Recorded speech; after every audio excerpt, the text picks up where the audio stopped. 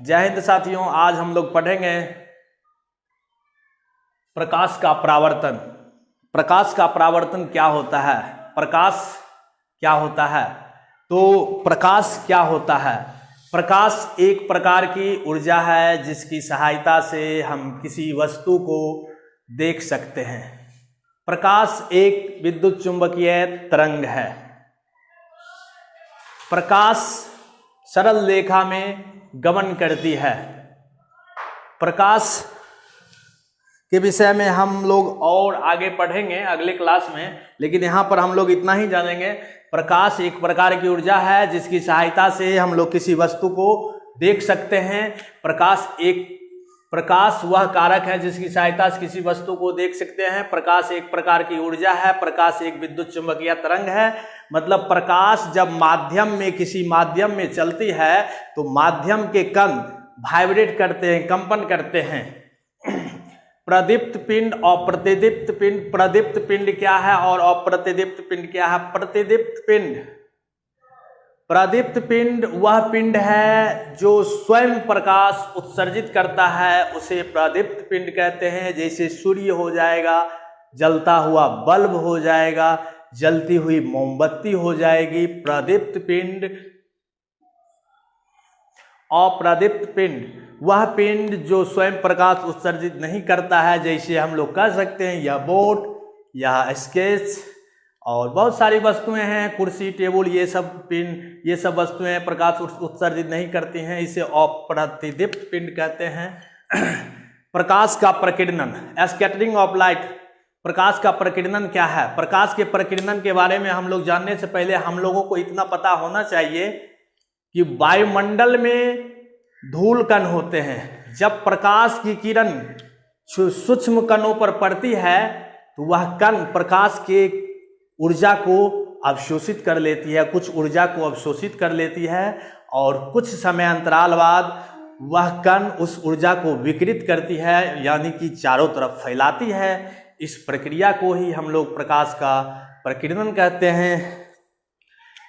प्रकाश का प्रकीर्णन जब सूक्ष्म कणों पर पड़ता है तो प्रकाश जब सूक्ष्म कणों पर पड़ता है तो वे कण उन पर पड़ने वाले प्रकाश की कुछ ऊर्जा को अवशोषित कर फिर उसे चारों ओर विकिरित करते हैं। इस प्रकार इस प्रक्रिया को प्रकाश का प्रकीर्णन कहते हैं। प्रकाश की किरण, एक सरल रेखा पर चलने वाली प्रकाश को प्रकाश की किरण कहते हैं। जब प्रकाश एक सरल रेखा पर चलती है तो उस स्थिति को हम लोग प्रकाश की किरण कहते हैं। प्रकाश का किरणपुंज, किरणों के समूह को किरणपुंज कहते हैं।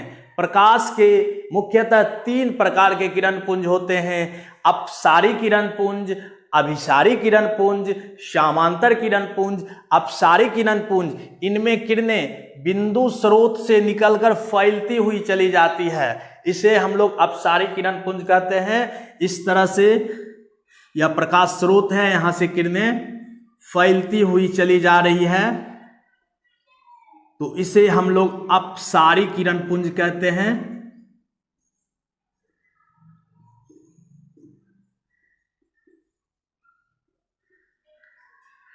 जब प्रकाश की किरणें समांतर जाती है तो उस स्थिति को हम लोग समांतर किरणपुंज कहते हैं।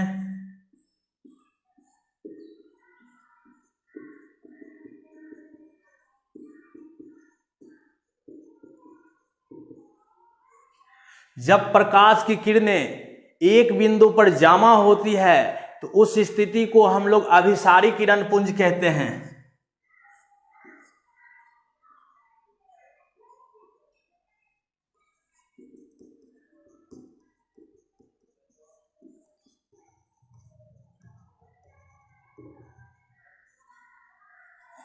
तो अभी हम लोगों ने ये पढ़ा प्रकाश की किरणपुंज, और प्रकाश की किरणपुंज सामान्यतः 3 प्रकार की होती हैं: अपसारी, समांतर, अभिसारी। ये डायग्राम हम लोगों ने देखा। उसके बाद हम लोग पढ़ेंगे कि पदार्थ, पारदर्शी पदार्थ, अपारदर्शी पदार्थ, पारभासी पदार्थ। ये जो पारदर्शी पदार्थ हैं वे पदार्थ जिनसे प्रकाश किरण आसानी से पास कर जाते हैं पारदर्शी पदार्थ कहलाते हैं। कांच, जल, हवा, पानी, ये सभी पारदर्शी पदार्थ हैं। इत्यादि बहुत सारे पदार्थ हैं जो पारदर्शी पदार्थ हैं। पारभासी पदार्थ वे पदार्थ जिनसे होकर प्रकाश किरणें आंशिक रूप से पास करते हैं या बहुत कम मात्रा में निकलते हैं, तो उन्हें हम लोग पारभासी पदार्थ कहते हैं। जैसे घिसा हुआ कांच, तेल लगा हुआ कागज, उसके बाद यहाँ पर हम लोग देख सकते हैं आंख की पलक, चर्म, रक्त, दूध इत्यादि, ये जो होते हैं पारभासी पदार्थ होते हैं। अपारदर्शी पदार्थ उन्हें कहते हैं जिनसे होकर प्रकाश किरणें नहीं पास करती हैं। जैसे यह बोर्ड या स्केच, बहुत सारे टेबल कुर्सी, ये सारे पदार्थ जो हैं अपारदर्शी पदार्थ हैं। तो हम लोगों ने पारदर्शी पदार्थ, पारभासी पदार्थ और अपारदर्शी पदार्थ पढ़ा। अब हम लोगों को पढ़ना है प्रकाश का परावर्तन। प्रकाश का परावर्तन क्या है? जब प्रकाश किरणें एक माध्यम से आती है और परावर्तक सतह पर टकराकर पुनः उसी माध्यम में लौट जाती है, तो इस क्रिया को हम लोग प्रकाश का परावर्तन कहते हैं।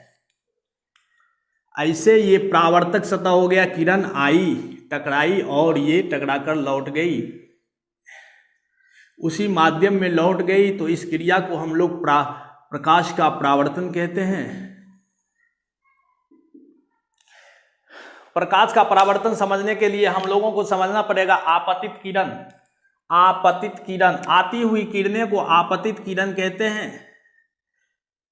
और उसके बाद हम लोगों को समझना पड़ेगा आपतन बिंदु क्या है। आपतन बिंदु, प्रकाश किरणें परावर्तक सतह के जिस बिंदु पर इंसिडेंट होती है, जिस बिंदु पर गिरती है, बिंदु O, उस बिंदु को हम लोग आपतन बिंदु कहते हैं। और उसके बाद जो प्रकाश किरण परावर्तित होती है, उस किरण को हम लोग परावर्तित किरण कहते हैं। और ये किरणें O भी परावर्तित किरण हो गई। और ये अभिलंब है, आपतन बिंदु पर सतह के साथ खींचा गया लंब ही अभिलंब कहलाता है। तो इस चीज को हम लोग समझेंगे, उसके बाद हम लोग जान पाएंगे प्रकाश का परावर्तन क्या है।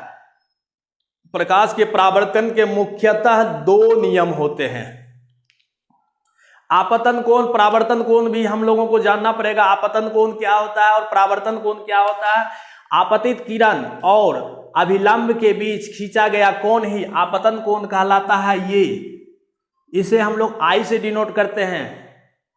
परावर्तन कोण, परावर्तित किरण और आपतन बिंदु के परावर्तित किरण और अभिलंब के बीच खींचा गया कोण ही परावर्तन कोण कहलाता है, जिसे हम लोग R से डिनोट करते हैं। परावर्तन के नियम कहते हैं आपतन कोण बराबर परावर्तन कोण। परावर्तन के दो नियम है, आपतन कोण बराबर परावर्तन कोण, मतलब कोण I इक्वल टू कोण R। ये परावर्तन के प्रथम नियम और द्वितीय नियम। परावर्तन के द्वितीय नियम को हम लोग इस तरह से समझेंगे, परावर्तन के द्वितीय नियम को हम लोग इस तरह से समझेंगे, जैसे ये परावर्तक सतह हो गया और ये इंसिडेंट रे और ये रिफ्लेक्टेड रे और ये नॉर्मल हो गया। तो ये हम लोग इस तरह से देखेंगे, तो इसके सामने से देखेंगे, रेड वाला स्केच के सामने से देखेंगे तो ये तीनों एक सीध में होना चाहिए, ढक जाना चाहिए।